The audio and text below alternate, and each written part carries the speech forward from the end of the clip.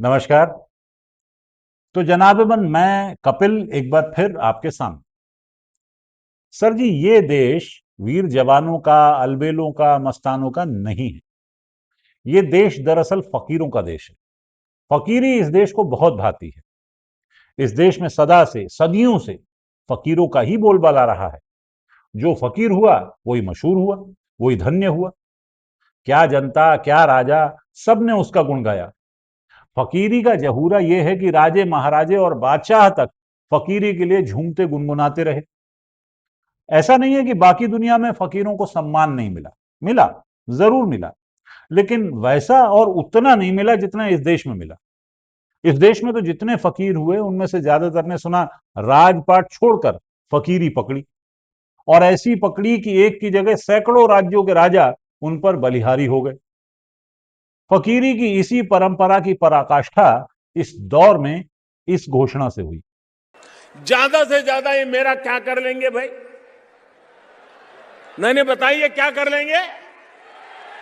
अरे हम तो फकीर आदमी हैं, झोला लेके चल पड़ेंगे जी। यूं तो फकीरी की मौज जीवन के हर पहलू में देखी जा सकती है, पर सबसे बड़ा कमाल यह है कि वो मशहूर झोला आज तक न दिखाई दिया जिसे उठाकर चलने की बात यहां की गई थी। ये तथाकथित झोला जिस पर उतनी भी बात न हुई जितनी का वो हकदार था, उस पर तवज्जो जाना जरूरी है। विद्वान लोग अब तक कयास लगा रहे हैं कि आखिर इस फकीर के उस झोले का नाप क्या होगा जिसे ये इतनी शिद्दत से, इतने पैशन से उठाकर जाने की बात कर रहा है। फकीरों के अपने लक्षणों को देखते हुए लोग फकीर से कम और उस झोले से ज्यादा परेशान हैं जिसे उठाकर चलने की बात की जा रही है। कहते हैं झोला है या भानुमति का पिटारा, पर आप मेरा यकीन मानिए, भानुमति के पिटारे का रहस्य इस रहस्य के सामने कुछ नहीं है कि आखिर ये जगत प्रसिद्ध झोला कहां है, कैसा है, और इस झोले में है क्या। भारत के प्रथम प्रधानमंत्री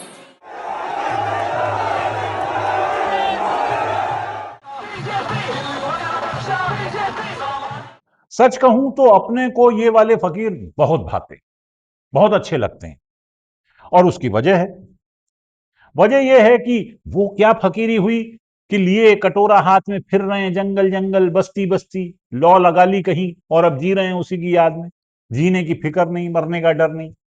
अरे फकीरी हो तो यार ऐसी हो कि लोग देखें और रश्क करें कि यार काश हमें भी ऐसी फकीरी नसीब होती। एक फकीरी है आपके स्वभाव में।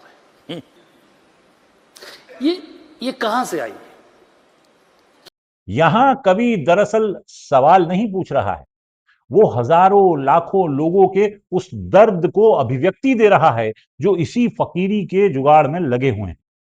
और फकीरी है कि उनसे भाग रही है दूर। वो अपनी तौर पर पूरा जुगाड़ लगाते हैं, लेकिन कोई जुगाड़ काम ही नहीं करता। फकीरी पास ही नहीं आती। इधर जो फकीर है वो दुनिया के मजे लेता घूम रहा है।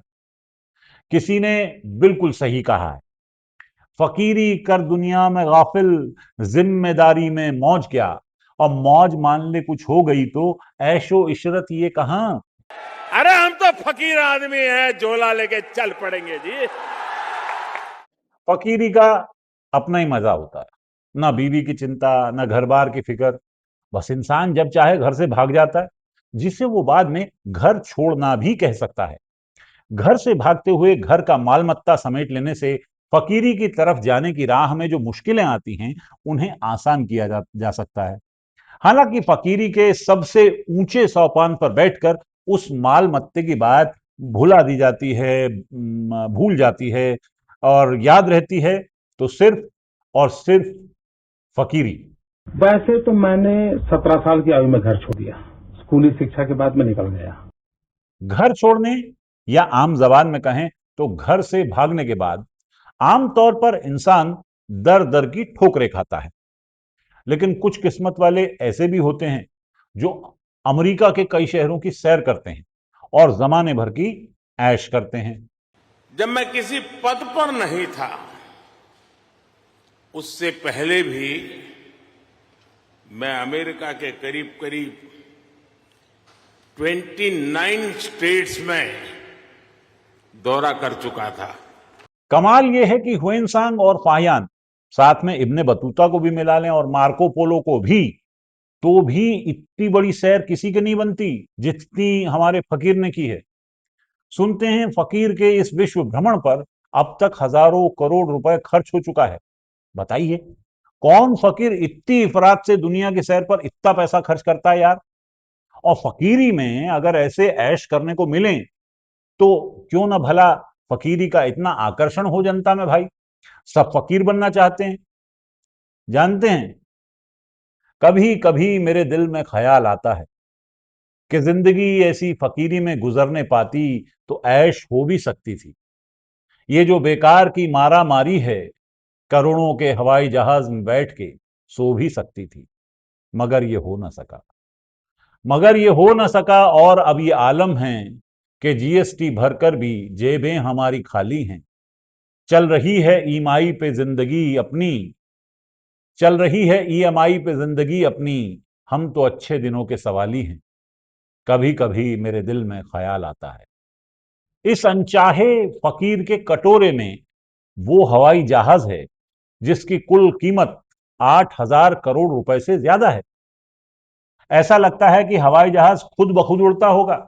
उसकी खिड़कियों के शीशे अपने आप ऊपर नीचे नीचे ऊपर होते होंगे और उसके पंखों से कोमल फूलों की मधुर सुगंध आती होगी।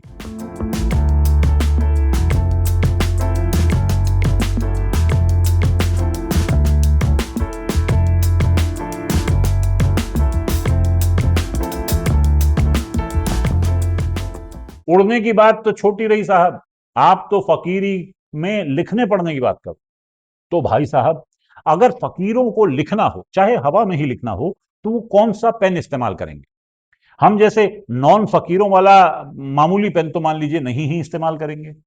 फकीर लोगों को क्योंकि लिखने से विशेष प्रेम होता है, इसलिए मैं आपको बताता हूं कि ये फकीर लोग यूं ही साइन करने के लिए या एक आधी सतर कहीं पर फेंक मारने के लिए बहुत ही मामूली मॉन्ट ब्लांक के ऐसे पेन का इस्तेमाल करते हैं जिसकी हकीर कीमत सिर्फ 1,30,000 रुपए होती है।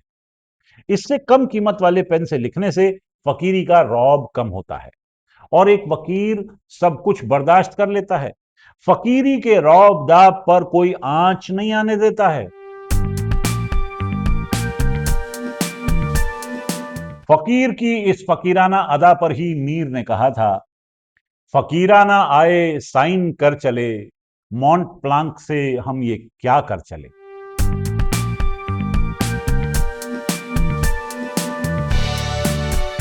चलने के लिए इतनी महंगी कार हो, पहनने के लिए इतने ढेर कपड़े हों, हर मौके पर पहनने और फिर कभी ना पहनने के लिए कई कई सारी टोपियां हों, तो ऐसी फकीरी पर तो कौन न मर जाए या खुदा। पर क्या करें, हमारे दिन अच्छे नहीं आए अभी। हम भी फकीर बन सकते, हम भी अमेरिका के 25-30 शहर घूम सकते, क्या हम भी काजू के आटे की रोटी का स्वाद चख सकते। सच कहें, हमने तो आज तक ना काजू का आटा देखा और ना हजारों रुपए किलो वाली मशरूम ही देखी है। ऐसे मजे सिर्फ फकीरों को ही उपलब्ध होते हैं इस दुनिया में। सुना है, फकीर तुम बढ़े चलो, फकीर तुम बढ़े चलो, मॉन्ट ब्लांक पेन से लिखो, मैबेक चश्मे से देखो, नजर कभी झुके नहीं, कदम कभी रुके नहीं, फकीर तुम बढ़े चलो, फकीर तुम बढ़े चलो। खैर साहब, जैसा कि हर कथा के अंत में कहा जाता है कि जैसे उनके दिन फिरे वैसे ही आपके दिन भी फिरे, हमारे लिए भी आपके पास ऐसी ही दुआ है। हालांकि ऐसी फकीरत पाने के लिए बहुत साधना करनी पड़ती है, बीवी को छोड़ना पड़ता है, घर से भागना पड़ता है। लेकिन आप जैसे पापियों के लिए जिन्होंने ये पूरा वीडियो देखा और पूरी कथा सुनी है, हमारी दुआ है कि जैसे इनके दिन फिरे और ये फकीर बने, वैसे ही आपको भी जल्द ही ऐसा ही फकीर बनना नसीब हो। आखिर में चचा गालिब का ये शेर आपकी नजर इनायत चाहते हैं। ये न थी हमारी किस्मत कि मैं भी गरीब होता, गर घर से भाग जाता तो मैं भी फकीर होता, मैं घर से भाग जाता, शाखा में बैठ जाता, तो ऐसा फकीर बनना मुझे भी नसीब होता।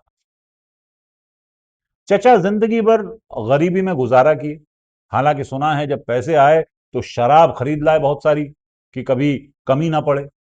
पर भैया हर किसी का अपना अपना ढब होता है। आप तो फकीरी के गुणों को गिनिए और सुनिए। फकीरी के ऐसे उदाहरण कुछ हों आपके पास तो बताने से मत चूकिएगा हमें कमेंट में, हमें अच्छा लगेगा। नमस्कार।